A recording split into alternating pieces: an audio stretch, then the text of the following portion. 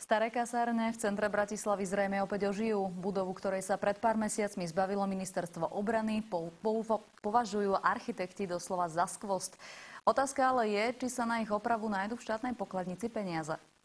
Tieto kasárne ešte donedávna využívala armáda Slovenskej republiky. Ľubomír Galko ich však označil za nepotrebné a odovzdal ich Ministerstvu kultúry. Nechceme, aby štát z peňazí daňových poplatníkov zbytočne platil za niečo, čo nevyužíva. My máme svoju víziu. Sme ju zadefinovali ako také multifunkčné, interaktívne kultúrne centrum. Na to, aby sa ním kasárne stali, potrebujú rekonštrukciu minimálne za dobré 4 milióny eur. Odkiaľ ich vziať, minister kultúry ešte nevie. S veľkou pravdepodobnosťou pôjde o kombináciu financovania, pretože štátny rozpočet s touto aktivitou nepočíta. Znamenalo by to veľkú opravu? To by znamenalo skoro nové Hurbanové kasárne bývalé. To by znamenalo vlastne dokonca zrútenie určitých častí. Architekti zo Slovenskej technickej univerzity si však myslia, že zohnať investora nebude problém. Kasárne sú totiž veľké ako Bratislavský hrad, navyše sú priamo v centre.